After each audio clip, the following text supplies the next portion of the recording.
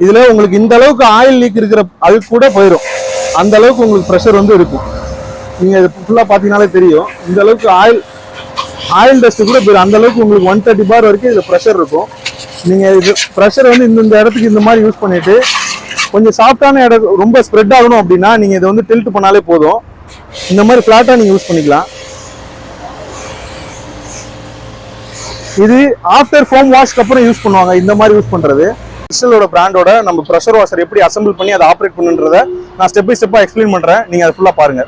இப்போ ஃபர்ஸ்ட் எடுத்துக்கிட்டீங்க அப்படின்னா இதுக்கு இன்லெட் ஹோஸ் ஒன்று வந்துடும், ஒரு இன்லெட் கனெக்டர் ஒன்று வந்துடும், அப்புறம் இன்லெட் ஃபில்டர் ஒன்று வந்துடும். அது மட்டும் இல்லாம உங்களுக்கு பேஸ் ஃபில்டர் ஒன்று வந்துடும். பேஸ் ஃபில்டர் நீங்க கண்டிப்பா எப்பவுமே ப்ரெஷர் வாஷர் நீங்க ஆன் பண்ணும்போது ஃபில்டர் யூஸ் பண்ணாம நீங்க போட்டீங்க அப்படின்னா சீக்கிரமா உங்க பம்ப் அசம்பிளிக்கு கம்ப்ளைண்ட் வரும். அதனால முடிஞ்ச அளவுக்கு எப்பவுமே ஃபில்ட்ரேஷன் ப்ராப்பரா யூஸ் பண்ணிக்கோங்க. ஃபில்டர் இல்லாம மிஷின் ஆன் பண்ணாதீங்க. ஒரு எண்டில் ஹோஸோட ஒரு எண்டில் நீங்க ஃபில்டரை கனெக்ட் பண்ணிக்கோங்க. இன்னொரு எண்டில் வந்து பாத்தீங்கன்னா இன்லெட் கனெக்டர். இது வந்து குயிக் கனெக்டர்னு சொல்லுவாங்க. இது வந்து 1/2 இன்ச் கனெக்டர். இதோட ஸ்பேர்ஸ் எல்லாமே நம்ம கிட்ட அவைலபிளா இருக்கு. இதுல எந்த ஸ்பேர் போனாலும் நீங்க நம்ம கிட்ட வாங்கலாம். இப்போ இவ்வளவுதான். இது இன்லெட் கனெக்ஷனுக்கு இது ரெடி ஆயிருச்சு. அதே மாதிரி பாத்தீங்கன்னா அவுட்லெட்டுக்கு என்னன்னா உங்களுக்கு இந்த மாதிரி பபுள் ஹோஸ் வந்து 8 மீட்டர் ஹோஸ் வந்துடும். ஒரு எண்டில் நீங்க ப்ரெஷர் வாஷர் கன்னு கனெக்ட் பண்ணிடுவீங்க. இன்னொரு எண்டில் நீங்க மிஷின்ல கனெக்ட் பண்ணீங்கன்னா போதும். மிஷின்ல இதை நீங்க ஃபுல்லா கனெக்ட் பண்ணிருங்க. அவ்வளவுதான். ஃபுல்லா த்ரெட் ஆகிட்டு நீங்க அப்படியே ஹோல்ட் பண்ணிடக்கூடாது. ஓரளவுக்கு கொஞ்சம் மேனுவல் டைட் நீங்க கொஞ்சம் ஹெவியா டைட் பண்ணிக்கணும். அண்ட் தென் இன்னொரு சைடு வந்து பாத்தீங்கன்னா இன்லெட் ஃபில்டர். இது பேர் இன்லெட் ஃபில்டர்னு சொல்லுவாங்க. இந்த ஃபில்டரை இன்னொரு சைடு நீங்க ப்ராப்பரா போட்டுக்கோங்க. நீங்க ஒவ்வொரு வாட்டி யூஸ் பண்ணும்போது இந்த இன்லெட் ஃபில்டர்ல டஸ்ட் இருக்கா இல்லையான்னு செக் பண்ணிக்கோங்க. அப்படி டஸ்ட் இருந்துச்சுன்னா அந்த டஸ்ட் ரிமூவ் பண்ணிட்டு நீங்க நார்மலா எப்பயும் போல போட்டுருங்க. இதுல நீங்க த்ரெட் வந்து கொஞ்சம் ப்ராப்பரா போட்டுக்கோங்க. ஆட்டி அசைச்சு போட்டீங்க அப்படின்னா த்ரெட் ஸ்லிப் ஆயிரும். ஏர் லீக்கேஜ் இருக்கிறதுனால உங்களுக்கு வந்து தண்ணி வந்து சக்ஷன் ஆகாது. இதனாலே நிறைய கஸ்டமர்ஸ் வந்து ப்ராப்பரா யூஸ் பண்ணாம அவங்க ப்ரெஷர் வாஷர் ஓடல அப்படின்ட்டு எடுத்துட்டு வராங்க. இப்போ இது நீங்க ப்ராப்பரா டைட் பண்ணிட்டீங்க அப்படின்னா ஏர் லீக் இல்லாம ப்ராப்பரா டைட் பண்ணிட்டீங்கன்னா போதும். டைட் பண்ணிட்டு இன்லெட் கனெக்டரை ப்ரெஸ் பண்ணீங்கனாலே உங்களுக்கு லாக் ஆயிரும். நீங்க இதை ரிமூவ் பண்ணிட்டு புஷ் பேக் பண்ணி ரிமூவ் பண்ணிட்டு இதை வச்சு ஒரு ப்ரெஸ் பண்ணீங்கனாலே உங்களுக்கு லாக் ஆயிரும். அவ்வளவுதான் லாக். இது வந்து ஃபோம் ப்ரொடியூசர். இது எதுக்கு எப்படி யூஸ் பண்ணணும் நான் நெக்ஸ்ட் டைம் சொல்றேன். அவ்வளவுதான். ப்ரெஷர் வாஷர் கனெக்ஷன் வந்து முடிஞ்சிருச்சு. இதை நம்ம எப்படி ஸ்டார்ட் பண்றது நான் சொல்றேன். செக்ஷன் ஹோஸ்ல போட்டுருங்க. பவர் கனெக்ஷன் கொடுத்துக்கலாம். ஓகே. பவர் கனெக்ஷன் கொடுத்ததுக்கு அப்புறம் மிஷினை ஆன் பண்ணிட்டு நீங்க வந்து ஃபர்ஸ்ட் கன்ல இருக்கிற ஏர் பபிள்ஸை நீங்க ரிலீஸ் பண்ணணும். கன்ல இருக்க ஏர் பபிள்ஸ் போனாதான் உங்களுக்கு வந்து ஹோஸ் வந்து சக்ஷன் ஆகும். இப்போ இந்த ஏர் பபிள்ஸ் போக போக உங்களுக்கு ஹோஸ்ல இருந்து சக்ஷன் வந்து தானா வந்துகிட்டே இருக்கும். சக்ஷன் வர வர உங்களுக்கு ப்ரெஷர் வந்து தானாவே பம்ப் ஆயிரும். இப்போ மேக்ஸிமம் ப்ரெஷர் ஆனிச்சுன்னா மோட்டர் வந்து தானாவே கட் ஆஃப் ஆயிரும். இப்போ நீங்க கன்னை ப்ரெஸ் பண்ணா மட்டும்தான் உங்களுக்கு ப்ரெஷர் வந்து ரிலீஸ் ஆகும். நீங்க கன்னை விட்டீங்கன்னா தானா மோட்டர் வந்து கட் ஆஃப் ஆகும். ஏன் அப்படின்னா உங்களுக்கு வந்து பவர் கன்சம்ஷன் அதிகமா தேவைப்படாது. இதுல வந்து ரொம்ப கம்மியா தான் பவர் கன்சம்ஷன் வரும். அதுக்காக உங்களுக்கு லிமிட் ஸ்விட்ச் கொடுத்துருப்பாங்க. ஸோ இதோட ப்ரெஷர் பாத்தீங்கன்னா அப் டு 100 to 130 பார் வரைக்கும் ப்ரெஷர் பார் வரும். இதுல உங்களுக்கு இந்த அளவுக்கு ஆயில் லீக் இருக்கிற அது கூட போயிடும். அந்த அளவுக்கு உங்களுக்கு ப்ரெஷர் வந்து இருக்கும். நீங்க இது ஃபுல்லா பாத்தீங்கன்னாலே தெரியும். இந்த அளவுக்கு ஆயில் டஸ்ட் கூட போயிடும். அந்த அளவுக்கு உங்களுக்கு 130 பார் வரைக்கும் இதுல ப்ரெஷர் இருக்கும்.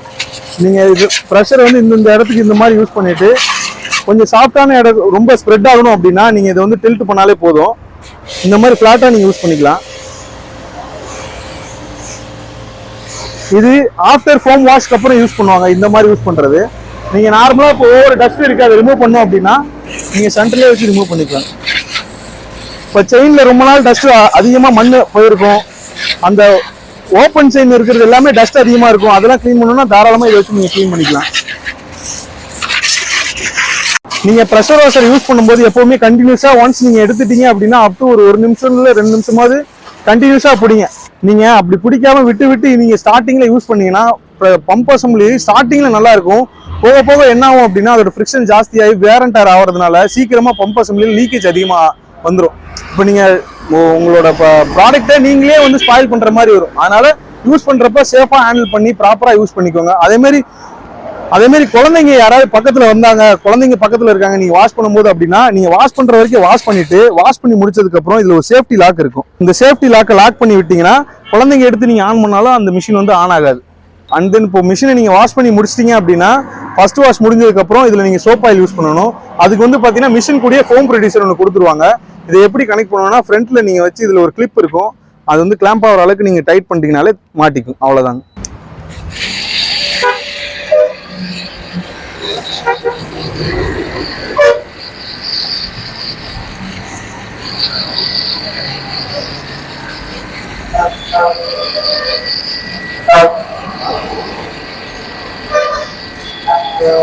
இப்போ நம்ம ஃபோம் வந்து யூஸ் பண்ணதுக்கு அப்புறம் இதுல இருக்க டஸ்ட் எல்லாம் போனதுக்கு அப்புறம் நம்ம வந்து ஃபைனல் வாஷுக்கு இதை மிஷின் எடுத்துடலாம்.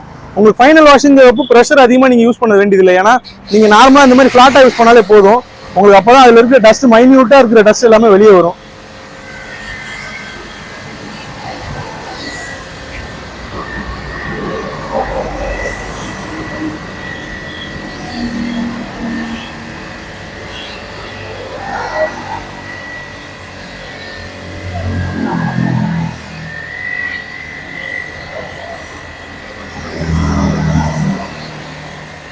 மிஷினை வந்து அதாவது பைக்கை வந்து வாஷ் பண்ணி முடிச்சிட்டோம். வாஷ் பண்ணி முடிச்சதுக்கப்புறம் ப்ரெஷர் வாஷரை நீங்கள் அப்படியே தண்ணியோட வச்சிங்க அப்படின்னா ஒரு சில ஏரியாவில் வந்து பார்த்தீங்கன்னா நார்மல் வாட்டர் இருக்கும், ஒரு சில ஏரியாவில் வந்து அதிகமாக உப்பு தண்ணி அதிகமாக இருக்கும். அதனால ரொம்ப ஹார்ட்னஸான வாட்டர் நீங்கள் யூஸ் பண்ணீங்கன்னா கண்டினியூஸாக உள்ள வாட்டர் இருக்கிறதுனால உங்களுக்கு ஸ்கேலிங் பிரச்சனை வந்து சீக்கிரமாக பம்ப் அசம்பிளி வந்து பேரண்ட் டயர் வந்து அதிகமாயிரும். அதனால முடிஞ்ச அளவுக்கு என்ன பண்ணுங்க, ரெண்டு பக்கமும் வாட்டர் கனெக்ஷனை ரிமூவ் பண்ணிட்டு, இப்போ என்ன பண்றீங்க அப்படின்னா ரெண்டு பக்கமும் வாட்டர் கனெக்ஷனை ரிமூவ் பண்ணிருங்க. ரிமூவ் பண்ணிட்டு மோட்டரை ஆஃப் பண்ணிட்டு ரெண்டு பக்கமும் ரிமூவ் பண்ணிட்டு மோட்டரை ஒன்ஸ் நீங்க ட்ரையா ஸ்டார்ட் பண்ணிக்கோங்க. ஏன்னா உள்ள இருக்கிற தண்ணி எல்லாமே வெளியே வந்துடும். நீங்க இந்த மாதிரி யூஸ் பண்ணிட்டீங்கன்னா உங்களுக்கு லைஃப் டைம் வந்து நார்மலா நீங்க யூஸ் பண்றதை விட இது யூஸ் பண்றதுனால உங்களுக்கு லைஃப் டைம் வந்து ரொம்ப ஜாஸ்தியா வரும். நீங்க இந்த ப்ரெஷர் வாஷர் இல்ல, மோஸ்ட் ஆஃப் த எல்லா ப்ரெஷர் வாஷர்லயுமே நீங்க இந்த இதை ஃபாலோ பண்ணிட்டீங்க அப்படின்னா உங்களுக்கு கம்ப்ளைண்ட்ஸ் எதுவும் மோஸ்ட்லி சீக்கிரமா வராது. அதுக்கான சர்வீஸும் நீங்க அதிகமா பண்ண வேண்டியதுன்னு அவசியம் இல்லை, அது நீங்களே மெயின்டைன் பண்ணிக்கலாம்.